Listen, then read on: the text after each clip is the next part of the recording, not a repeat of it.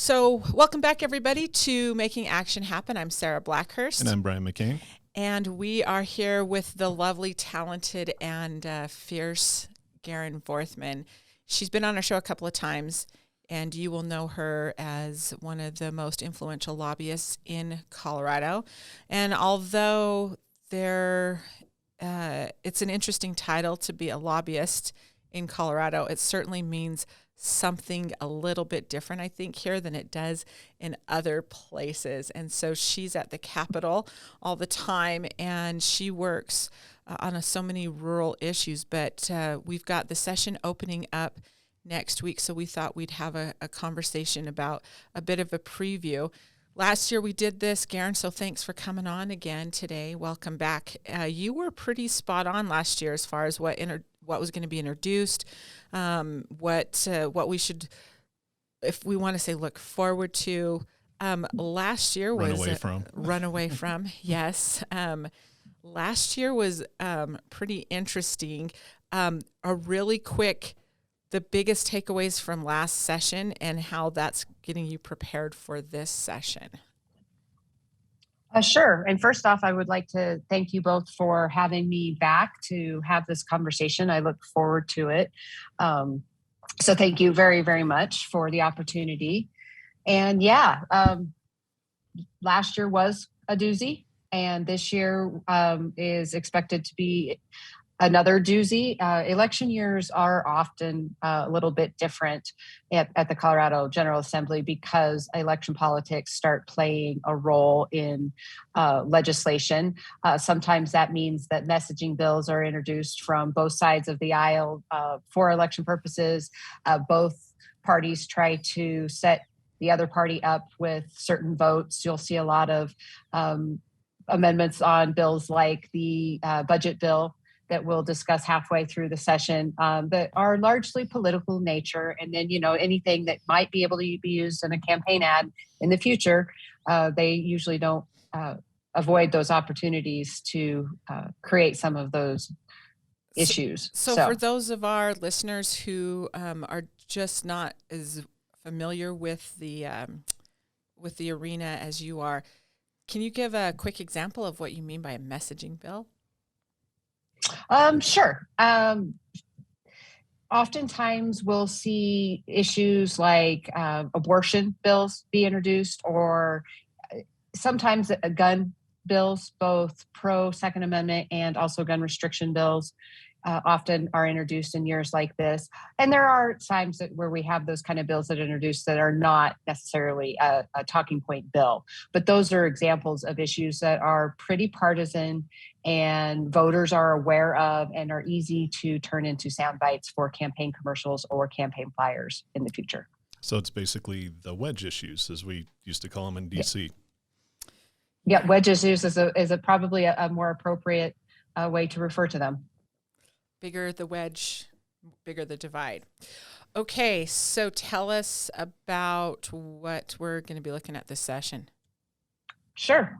And I will tell you that yesterday, my left eyelid started twitching, and then I realized it was exactly a week before the General Assembly is going to convene. And I thought, okay, that's probably not a coincidence. Probably not. And to that point, the second general session of the 73rd General Assembly starts next Wednesday on January 12th.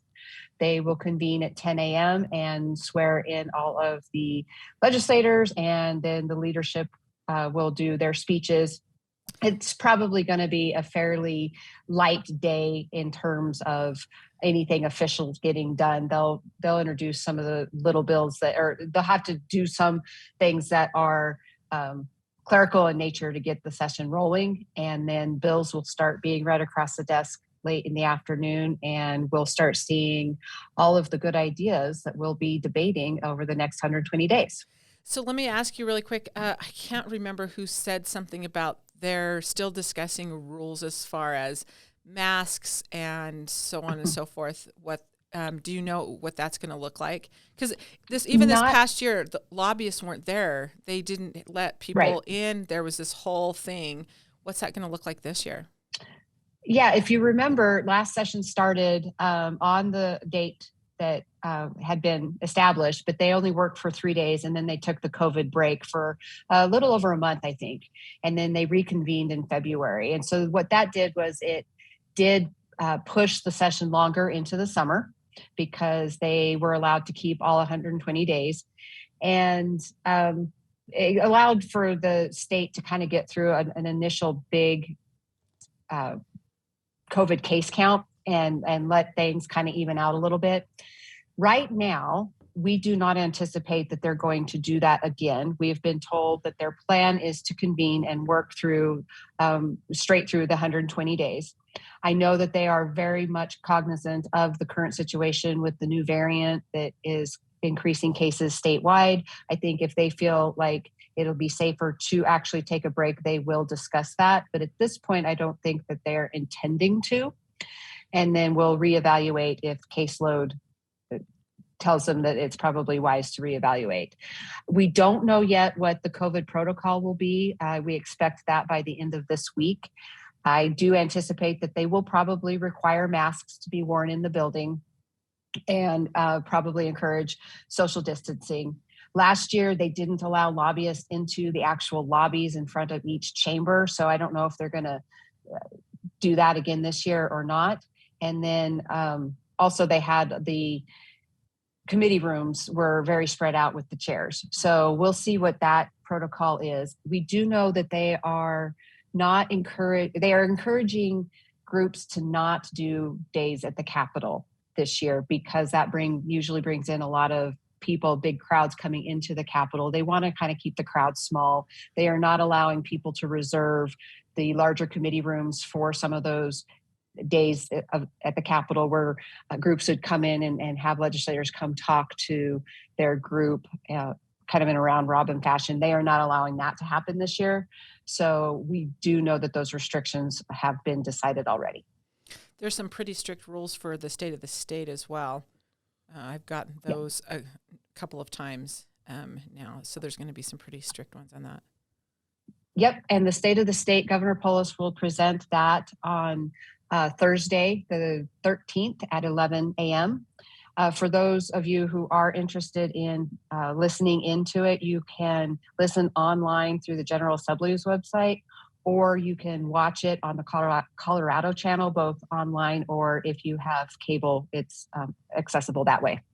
Okay, cool. All right, let's talk about potential legislation this year. Okay. First off, I was going to just briefly talk about who is at the Capitol this year, being that it's halfway through the session for the 2-year cycle. There are no changes in leadership this year in the Senate.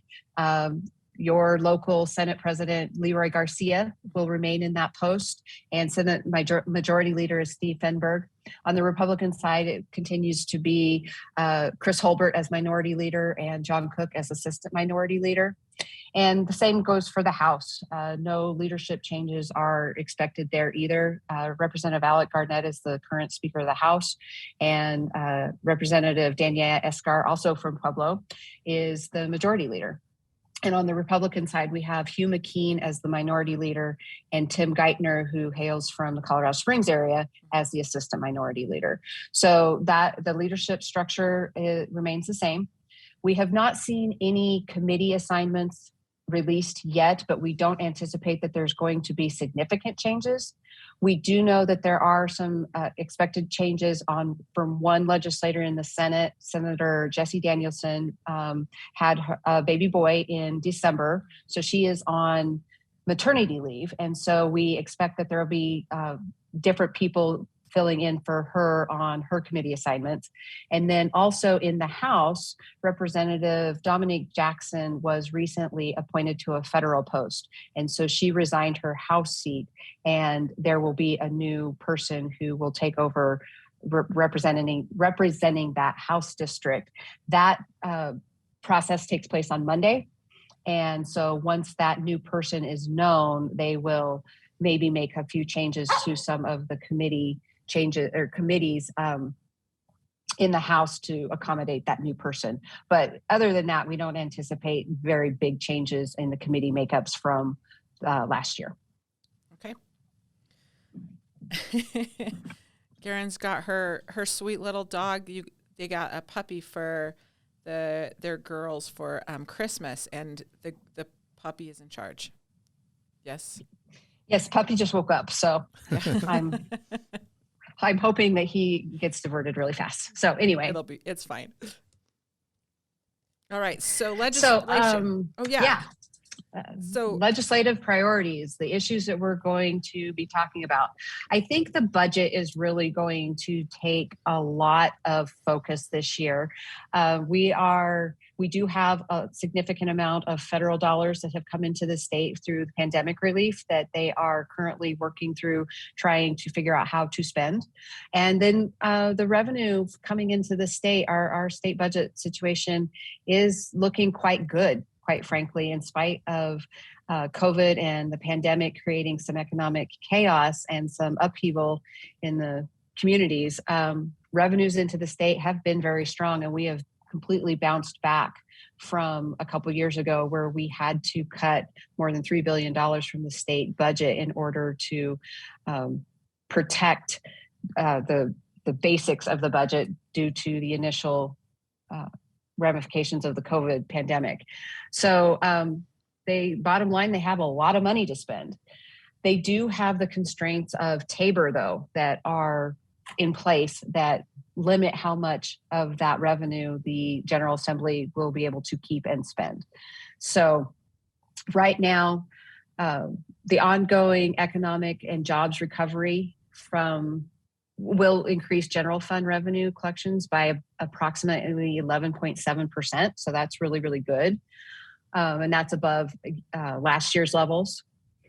And right now, without any changes that will obviously be made by the JBC and voted on by the General Assembly, right now, the general fund is projected to end the year with a 28.4% reserve, which is a little under $2 billion above the required 13.4% reserve. So that's really good. Our reserves are looking really, really strong, and that's nice to have, especially in light of COVID.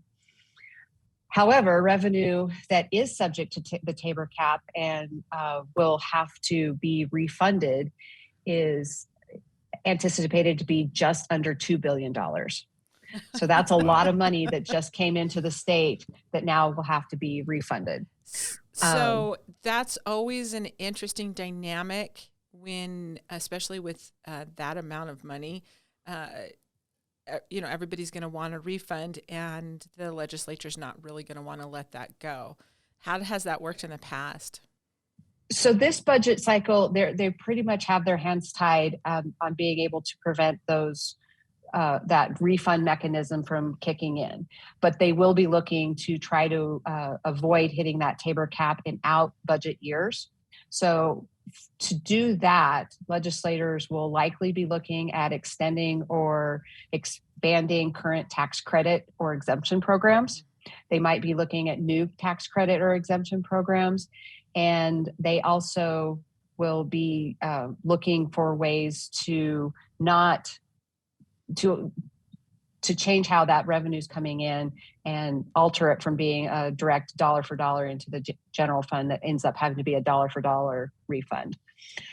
But for this year, there is a process established to provide for the refunds. The first round I'm not sure I understand. Ooh, I don't know who's talking to me. Sorry about that. Alexa or Siri? Nobody understands tabor. That's fair. Yeah. Nobody understands it. Well, and one question I have for some of our listeners that don't quite grasp how the state is funded and where this money comes from. So with the surplus money or extra money that they have now, where did this come from? Is this all tax revenue? Is this federal money? Where does it originate, and how does it get to the state?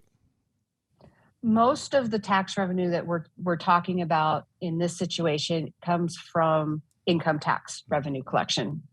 There is a little bit of federal money also that comes in that is separate from the federal pandemic relief that comes in. And then the other major source of revenue into the state are cash funds from fee programs, things like hunting licenses and those kind of programs. Those are typically separate from the state budget. However, if they're a cash funded program, oftentimes they are not part of this general fund and not subject to the tabor cap and refund. So most of the revenue that we're talking about is income tax revenue. Okay. And that was my next question you just answered, is what is subject to the tabor versus what is not. Right. And surprisingly, I think the like hunting and fishing licenses actually went up during COVID because people could go outdoors. And that was one that I know we were worried about at the beginning of COVID. Would that impact that? Would people not go fishing, not go to the woods to go hunting? But the opposite happened, thank goodness. Right. And the revenue that comes in through hunting and fishing licenses is put into what's called an enterprise fund. And that's what the division or the Division of Parks and Wildlife is called an enterprise fund. And so the money that is paid for those licenses can only be spent for purposes established by that enterprise. And so they're for parks and recreation and hunting and fishing and those kind of programs. They cannot be diverted for, let's say, K through 12 education or any other kind of project. And there, if you remember last year, there was a significant bill that was passed that increased transportation funding through a variety of different fees. Those two were put into different enterprise funds, so they were protected from being swept into other purposes that were not transportation related. And that also was a tabor ploy, because if you called it a fee, they didn't have to go to the voters to get it approved. But those fees will go into those respective enterprise funds and then only be spent on the transportation related programs and projects that those funds were established for. So again, those can't be swept into the general fund to pay for other issues. And enterprise funds was my third question, so thank you for answering that in advance. Wow, you're very welcome. So back to how the tabor refunds are done. The first round of refunds are the state reimburses local governments for senior and veteran property tax exemptions. So that's the first round of money that goes out. If there's money left over, which we fully expect that there will be, the second round is a temporary income tax reduction statewide for all income taxpayers. And then if there's money still left after that income tax reduction is put into place, all remaining money goes out through a sales tax refund. So it's kind of complicated how it all gets done. And there's not a direct check that people will get in the mail. They'll oftentimes talk about, oh, each taxpayer will get $16. Well, yeah, but it's not necessarily directly to your mailbox. It's done through those three different buckets. So if we can make it more complicated, I'm sure we could. Yeah. And will, as soon as we figure out how to make it more complicated. Well, that's what we're doing right now too, currently. But. Yeah, no, seriously on that. Thanks. And we say it a lot, but it bears repeating that no other state in the union has a taxpayer bill of rights or does their fiscal policy like Colorado does. And so even with the money coming in from the federal government, all the stimulus, whatever, it still has to go through the Colorado process, and it's not something that anybody else in the country is doing right now. That's part of the reason it's a little more complicated and why there's going to be so much time devoted to the budget this year, right? I think that's true too. And we also have a fairly unique situation. Our state constitution requires the General Assembly to pass a balanced budget every year. So that's not what happens on the federal government level. And you'll see lots of fights over extending this year's budget and those kind of things, because they don't have the requirement to do one every year. But Colorado does. And so that's why the Joint Budget Committee is so powerful, because they have a big job to do every single year to pass a budget. The governor plays a big role in that. He presented his governor's his budget proposal. His first attempt at that was issued in December. Just this last week, he provided some amendments to what his proposal is, and that is where he is trying to prioritize where the where he thinks the budget needs to focus. The Joint Budget Committee just has to look at that as a recommendation. They do not have to take his budget and just pass it. But, him being the governor and the Democrats being in power, I do think that there's going to be a lot of his budget priorities are also going to be the legislative leadership priorities. And so we'll see a lot of what he proposed get pushed forward through the General Assembly's budget.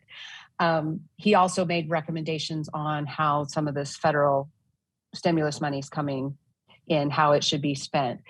Last year, they created 2 different task forces that have been meeting all summer and fall to talk about how to spend this money. One task force was focused on affordable housing. So we're going to see a lot of proposals to deal with affordable housing issues, tax credits for developers to get more affordable housing units built, rental assistance programs, those kind of things.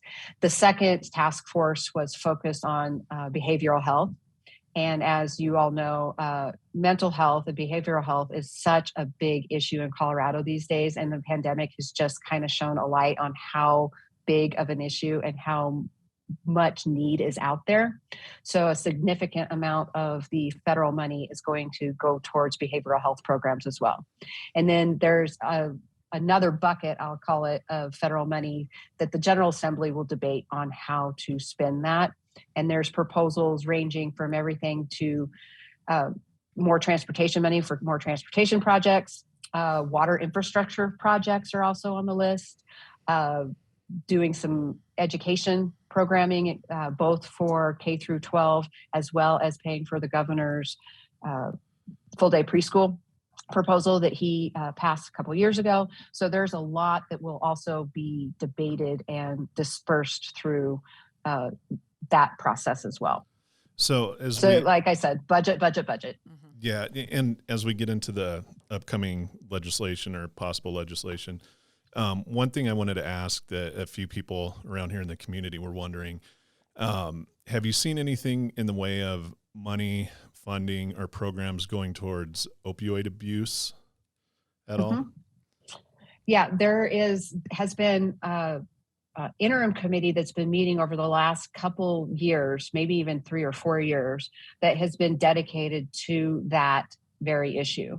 And so they've slowly been creating more programs. A lot of those programs have been slow in actually getting fully implemented because of lack of funding. But with the federal money that's come in over the last couple of years, we've been able to put some of those programs into place, with more coming online in the next couple of years. Okay, good. That kind of got overshadowed by COVID. We were full steam ahead on the opioid crisis, and then COVID hit, and it seems like people kind of forgot about it a little bit. But it's worse now than it's ever been the past 2 years due to COVID and other factors as well. So that's important in our neck of the woods down here. Yeah, it really is. So beyond really quick, will you remind us who's on the JBC this year? Yeah, the chair. Hold on, let me pull it up. The chair of the Joint Budget Committee this year is Representative Julie McCluskey, and she is a Democrat from the ski area, Summit County. Mm-hmm. Senator Dominic Moreno is the vice chair. They switch back and forth between the House and Senate on who chairs the JBC every year. So last year he was chair, this year he's vice chair, and he's a Democrat from Commerce City. Then the rest of the committee is made up of Senator Chris Hansen, Democrat from Denver, Representative Leslie Herod, also a Democrat from Denver, Senator Bob Rankin, who's a Republican from Carbondale, and finally Representative Kim Ransom, who is a Republican from the Parker area. Okay, so that's going to be really interesting to watch as we go through all of that. Okay, so besides the budget, there's lots and lots and lots, truckloads of stuff that we're going to be expecting. That's right. I thought I would start a little bit with some of like the employment related issues and business related issues. And right now, we don't have a lot of detail on a lot of these proposals. Some of these are literally just legislative rumors that I've put down as likely issues, and some of them there have been some extensive conversations on some of these as well. So it's kind of a mixed bag on how much information and how much detail we know at this point. But for employment-related issues, we are going to see a repeat of Senate Bill 176 from last year. It's called the POWER Act, and that's Protecting Opportunities and Workers' Rights Act. It's a discrimination bill, really, to update and try to make significant changes to our discrimination employment law. Last year, it was very controversial. It passed out of the Senate, but died in the House committee. So already it's coming out of the gate being controversial as well this year. Other employment issues, we do expect collective bargaining for a public employee bill to be introduced. That's something that Representative Danielle Escar, our majority leader at Escar, has been working on for the last few years. Last year, she had a draft concept that she had discussed, but it never really moved forward, and she pulled it back to have significant conversations this summer. But we do expect that she will introduce that bill this year, and that's going to impact public employees, both in governmental and quasi-governmental situations. So school districts, special districts, cities and counties, government-run hospitals, those are just some universities. Those are just some of the entities that will be impacted by this legislation. The unemployment trust fund is a big issue, and this is actually one of the areas that's a pro. There's a lot of cooperation going on because of the pandemic, and so many people had to get unemployment. Our trust fund balance was severely depleted, and we had to start taking loans from the federal government to continue to pay out those unemployment claims. That's common in times of economic upheaval. So it's not like this was, we expected this was going to happen. But the problem is now is the trust fund currently has about $1 billion deficit. And if we don't pay that back or lower that deficit, then employers are going to see their the money that they have to pay into the unemployment fund increase. And it could increase significantly. If the state doesn't backfill the deficit, the premiums will increase anywhere from 0.07% to 0.07% to 13% premium increase. So that's significant. Governor Polis has recognized that this is a big deal. And in order to make sure that our employers aren't saddled with that big of a premium increase, he has suggested in his budget request that they transfer $600 million into that fund to lower that deficit quite significantly. And I think that there is quite a bit of support for doing that. The final dollar amount probably will be debated at the end of the day, but I do expect that there will be significant legislative investment into that fund to make sure that those premium increases, if they have to be implemented, are as low as possible. 13%. That's a lot. Yeah, 13% increase. That would be really hard for probably most of our employers. So we're really hopeful that we can get that deficit lowered. There's other workers' comp related bills, one to allow for the worker to choose their own doctor versus having a list that's more chosen by the employer, increasing the compensation to include funeral benefits, and then changing or updating workplace notice requirements. So those are some workplace or workers' comp issues that we anticipate coming. There has been a lot of conversation about potential changes to how independent contractors are classified. Back in California for the last few years, there's been a big change in providing more benefits to independent contractors that are more in line with what standard employees get. So retirement benefits, health benefits, those kind of things. There has been a lot of conversation in Colorado about whether or not to kind of follow down the path of California, although we haven't seen anything specific. So right now, I'm kind of thinking that there's probably not going to be a huge overall shift in independent contractor law, but I think it's something that we're going to have to be prepared to have a conversation around the edges on. So that's pretty much it on employment related issues and those kind of business atmosphere issues. The next thing I was going to talk about were energy and environmental issues. As you guys are both aware, we have significant issues when it comes to environmental policy and energy policy. So this year is going to be more of the same.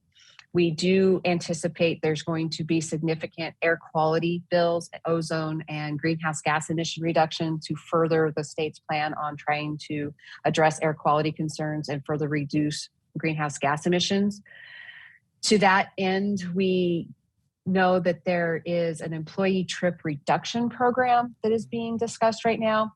And originally that was proposed as a rule, as a regulation through the Department of Transportation and the Department of Public Health and Environment. They proposed this as a rule back at the beginning of the summer was when the heavy debate occurred. And what it was doing was trying to incentivize employees from not driving their personal vehicles to work. So working with employers to provide drive share programs, carpooling programs, incentives to get employees to ride the bus or other mass transportation, the light rail, those kind of things, and really encourage employees to not drive their individual vehicles to reduce the emissions that are coming from our transportation sector. As you can imagine, that was met with significant backlash from the business community. And the business community was successful in getting that regulation pulled from consideration, and it did not move forward. Having said that, there has been conversations the rest of the summer on maybe doing it legislatively. It sounds like right now it might be a much more focused proposal, and instead of targeting all businesses and all employees, it might just be smaller with just focusing on state employees and trying to do more of a pilot program approach to see how that works. But that's an effort to try to reduce the emissions coming from the transportation sector. We also anticipate there's going to be a lot of conversation on electrification of buildings. So moving away from natural gas, heating, air conditioning, and appliances, more towards electric appliances and electric heating and cooling. There is a proposal being discussed to create a statewide building code, and that kind of has two fronts to it. One is to try to do more electric utilization for the stuff in the new houses, new builds going forward, but also to maybe have a statewide building code to address wildfire issues. This is something that the state has been looking at for a couple of years. We do not have a statewide building code. We're a local control state. We allow our local governments to create their own building codes that are appropriate for their own localities. But what that's meant is we have lost out on getting some federal grants to help address wildfire issues, both in mitigation and trying to rebuild after a wildfire happens. So as you could imagine, with the devastating fires that just happened in Boulder County right at the end of last year, that's going to be a significant conversation on whether or not we need to do a statewide building code for wildfire issues.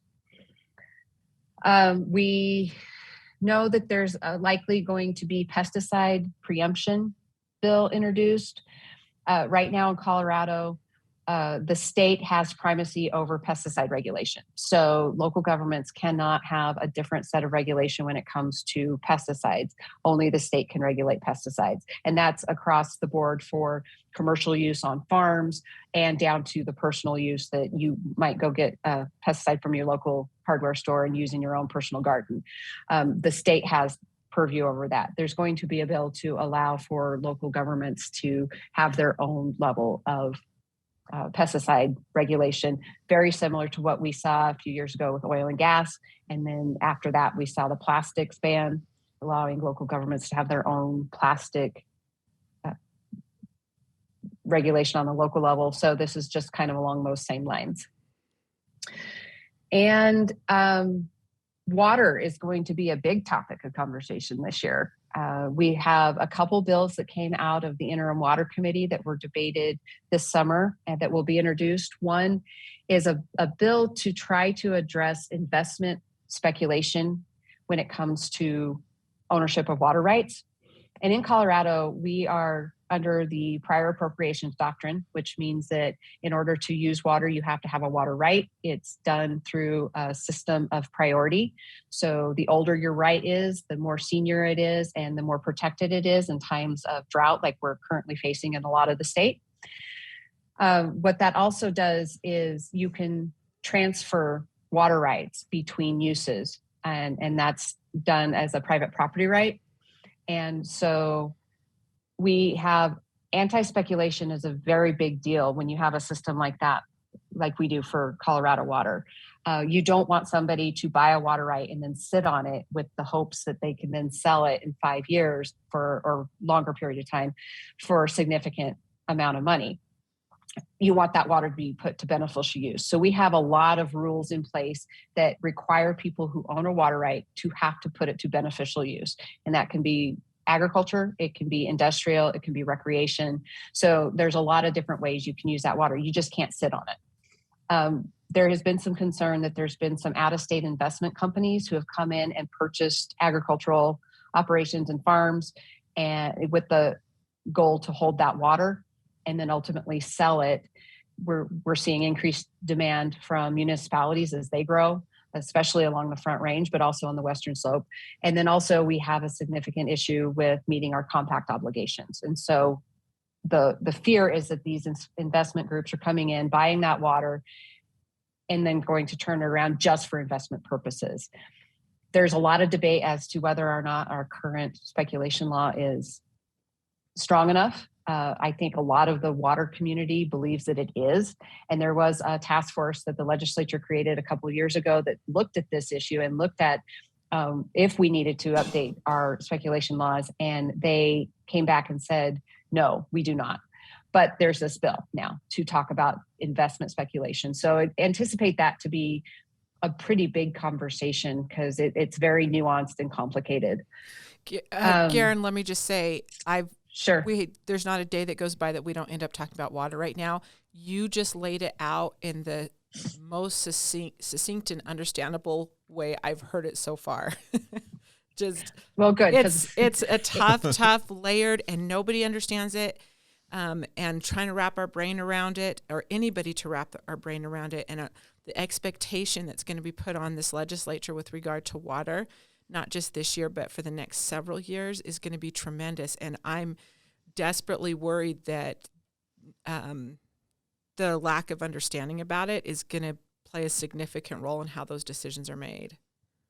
Yeah. And, we have some really, really strong water leaders or some legislators who have extensive knowledge in water. We've got down in the southern part of the state, you've got Cleve Simpson, who has made he's one of the most knowledgeable people at the Capitol on water. Right. Senator Jerry Sonnenberg is another one. He is a farmer from Sterling, and he has dealt with water for decades. So, we do have some people who are able to explain it in a good, sensible way. And we just hope that we have those opportunities to be able to continue to have that education opportunity. So we hope so. We're going to do everything we can on this end to do that, but that was a really well done job, Garin. Well, thank you. Explaining all that. I kind of am a water nerd, so I can keep talking about it forever. Good. The other water bill that I wanted to mention, because it does heavily impact the southern part of the state, is another bill that came through the interim committee that was being pushed by Senator Cleve Simpson. And it's a bill to provide funding to retire irrigation wells in the Republican River Basin up in northeastern Colorado and in the Rio Grande Basin down in the San Luis Valley. Both those basins are under requirements to retire a certain number of irrigated acreage, in part to meet interstate compact requirements and send the water that we're supposed to send to downstream states. But also, especially in the Rio Grande Basin, it is an aquifer-based system. and the aquifer was getting severely depleted. And there are requirements from the state to build back that aquifer and build that reservoir underneath the ground back up. The farmers down in that area have banded together and had been working towards trying to meet those goals, and had been making some strides in rebuilding that aquifer, and then intense drought hit, and we kind of lost some ground with rebuilding and refilling that aquifer. So now we're really getting close to the point where the state is going to have to come in and forcefully shut down irrigation wells. And the purpose of this bill is to provide some funding and some compensation to those farmers to incentivize them in both basins to retire those wells and move away from those irrigated crops in order to avoid being forcefully shut down and not get any compensation. So that's going to be an important conversation, and I hope that we see some relief through that, and I hope we see some success. Moving on to taxes, if I can get any more complicated. I did employment law and I went to water and now let's talk about taxes. Yes. Property tax discussion, what's next after Gallagher, is going to be a conversation. As you know, the voters a couple of years ago repealed Gallagher, which was a property tax provision in our state constitution. What do we do now on making sure that our property taxes remain reasonable, but also maintain a strong funding source for our local governments? Because that's largely what funds our public school system between state dollars and local property tax dollars. So that's a delicate balance that we're still trying to figure out how to have. We know that there's an interim committee that works on looking at our tax credit and expenditure. Those are tax credits and refund programs that have been in place for a lot of them for decades. There's an interim committee that meets every year that reviews those programs to make sure that they are still meeting the legislative intent. Are they still good policy for the state? And they go through every single one of them on a rotating basis. So that committee has their report out, and we'll see if legislators pick up some of those issues to move forward with. And a lot of those are either repealing tax credits that are no longer in use or nobody's actually applying for, or maybe expanding them to make sure that they are meeting the intended purpose that was initially established when that credit program was put into place. So we'll see how those conversations go, and that's going to play directly into that long-term tabor refund conversation that we talked about earlier.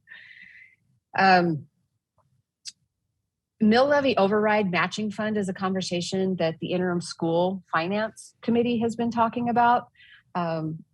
Since school funding, K through 12, is largely funded through property tax, it's kind of uneven depending on where you are at in the state and what your property tax is, and if there is a mill levy in your local area. And so what that means is the state has disproportionately having to backfill the local school budgets depending on where they're at. And it's complicated, and it's many argue that it's very unfair to students who live in different districts. And so there is a conversation about a mill levy override matching fund to be created to allow the General Assembly to kind of try to make those areas a little bit more even. And I think we expect that there's going to be continued conversation about income tax. The governor's made it pretty clear that he would like to abolish the income tax. Obviously, that is a really big, heavy lift, and I don't mean to assume that he's going to introduce legislation to do that, but that is going to be an underlying conversation. And there is a ballot initiative that has already been approved for the next ballot cycle to further reduce the income tax. So that's playing into the conversations as well, both on the state budget, tabor, and what is an equitable and fair tax policy in Colorado. That's going to be a fun conversation. It's not the first time we've heard this, but, everybody is very passionate about the income tax. So we'll see what that does. Very much else? so. Anything else on the tax side? On tax side, we expect that there's going to be conversation on how to tax short-term rentals like Airbnb, VRBO, those kind of things. Simplifying the local sales and use tax is always a topic of conversation. We have a very complicated system, and it goes back to the fact that we are a local control state, and we allow our local jurisdictions to have their own and collect their own sales and use tax. So there's always attempts to make that more uniform across the state. And then change to the sales tax destination sourcing rules. There's going to be legislation to extend the small retailer exception from the destination-based sales and use tax rules. They're going to extend that to October of 22. That stems from a federal lawsuit that came down a few years ago regarding internet sales. And small businesses struggle with being able to apply the correct sales tax based on the destination that that product is going to be used in. And so this is an effort to try to provide some relief to the smallest of our businesses before they're going to have to start collecting sales tax based on that system. So, okay. What else? Anything else? I think we're going to continue to see more changes and more efforts to try to lower healthcare costs, although I don't know exactly what that's going to look like. Right.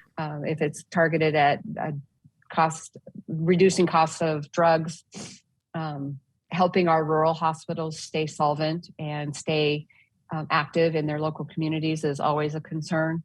So I think we're going to see some healthcare debates as well. Right. I don't know that it's going to be as volatile as it was the last couple of years, but those issues are hard, and they take it's going to take a lot of focus to fix them in the right way. Okay. Before we go, we just have a few more minutes with you. Let's talk about our ag and food producers in the state. Sure. What's going to be happening with them? And there was a lot of hullabaloo last year. As on all of the fronts, and we worked pretty closely with you on some of those things. What's the forecast on that?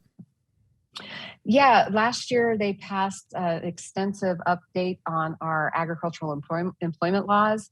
The bill that passed allows for farm workers to unionize. It increased the minimum wage for farm workers. It provided for overtime. It did a lot of things. It was a very expansive piece of the legislation. And the Department of Labor has been working on 2 different rulemakings this fall to implement portions of that bill. The first one dealt with increasing of the minimum wage. And so that passed in mid-October, I think. And now farm workers will be guaranteed a minimum wage starting in this next year. We also have the second rulemaking dealt with overtime. And that was a very hard conversation. What they ended up coming out with was an approach to roll it out over a few years to allow for farm workers to start being able to be eligible for overtime, but it's capped at a certain number of hours. It's not going to be that 40 hours a week that other industries have. And that's not uncommon. We see that in the ski industry, for example. But that was an extensive rulemaking that took a lot of effort, and it's going to roll out the implementation of that is going to roll out over the next 2 to 3 years. So on the labor front, we think it's fairly quiet this year. We do anticipate that there's going to be an animal welfare bill. However, if you guys remember, there was the PAWS initiative that was introduced or was proposed for the ballot a couple of years ago. It was a very far-reaching animal welfare bill that would have largely put livestock production out of business in Colorado. It also had very drastic implications to veterinary practice for both livestock and pet animals. I mean, it was devastating for animal welfare.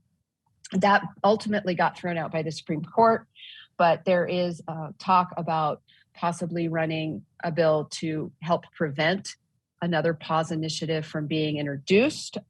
I have my doubts that can actually be done, because you can't prevent somebody from putting something on the ballot. You can just you can just encourage them to not do it, right?